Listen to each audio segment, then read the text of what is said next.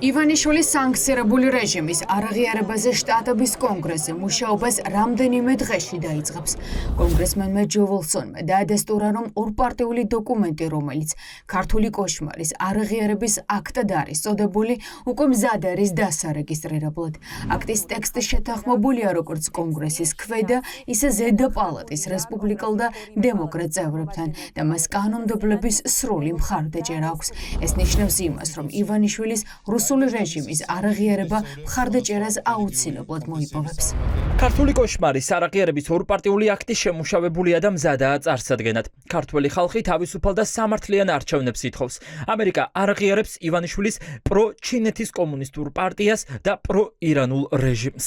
ქართული კოშმარის არაღიარების კანონპროექტს კონგრესში დემოკრატი სტივ კოენი წარადგენს.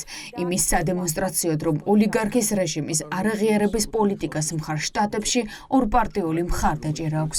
როდის მოხდება წარდგენილი კანონპროექტის შემდგომ ეტაპზე გადასვლა ჯერჯერობით უცნობია. თუმცა ტრამპის გუნდის გავლენიანი წევრი ვილსონი ამბობს, რომ კანონპროექტის განხილვა და დამტკიცება დაჩქარებული წესით მოხდება.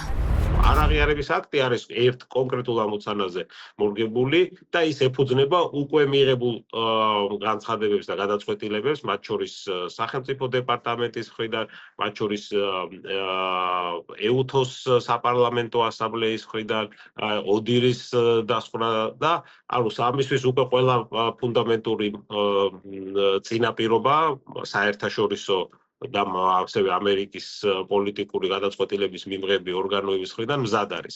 სწორედ ეს არის, ასე რომ არაღიარების აქტი შეიძლება უფრო სწრაფად იყოს და სწრაფად იქნება, ვიდრე მეგობარი აქტი, ბევრი კონკრეტული აი ამ ტექნიკური ნიუანსების გამო და რამდენიმე დღეში შტატების საკანონმდებლო ორგანოში ოლიგარქის რეჟიმის წინააღმდეგ ორი სხვადასხვა აქტის განხილვა დაიწყება.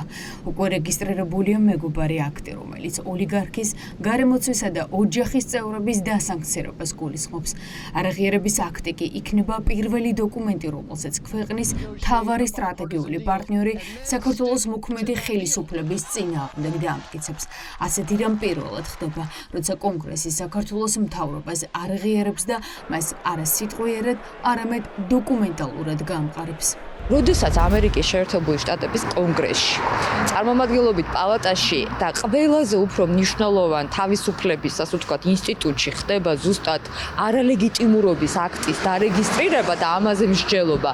ეს ნიშნავს იმას, რომ საქართველოში ქართული ოცნების ბიძინა ივანიშვილის რეჟიმის პრაქტიკულად საერთაშორისო იზოლაცია კი არა, დასასრული საერთაშორისო არენაზე უკვე არის ძალიან აშკარა. არასოდეს დასანქცირებულ რუსეთთან თანამშრომლობაში დასანქცირებულ ბიძინა ივანიშვილს არასდროს არ ექნება ჩვენი საერთაშორისო პარტნიორების სამართლებრივი თუ ზოგადად მორალური ლეგიტიმაცია. სანქციებით მათი რაღაცა მიმართულებით იძულება შეიძლება რთული აღმოჩნდეს და დიქტატორებს ეს ჩვევიათ ხოლმე გაჯიუტება თავის გადაწყვეტილებებში და ეს ავტოკრატიული მიტაცებული ხელისუფლებისზე ჩაბღაუჭება.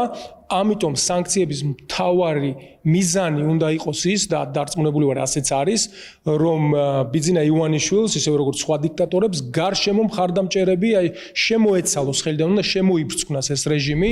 დიდი ალბათობით ოლიგარქის რეჟიმის წინააღმდეგ შემუშავებული კანონპროექტები კანონებად იქცევა.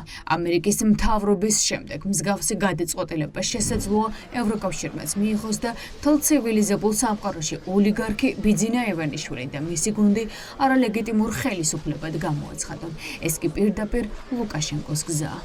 ამგვარი აქტი მიღებული იქნა მხოლოდ 2020 წელს ბელორუსთან დაკავშირებით, მე გულისხმობ ჩვენს რეგიონს.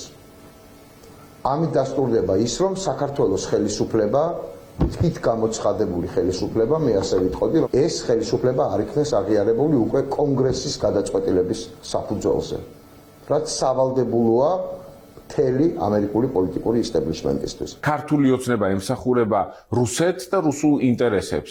სწორედ ამის გამოვლინებაა ახლა მეგობარი აქტის მიღების წინარე პერიოდი, რომელიც ივანიშვილს აუცილებლად დაახევინებს უკან, იმიტომ რომ ეს არის მთავარი დარტყმა, რომელიც ჩამოშლის სისტემა. ქართული ოცნება სრულ საერთაშორისო იზოლაციის გზას ადგას. იზოლირებულ მთავრობებთან აღარავინ თანამშრომლობს.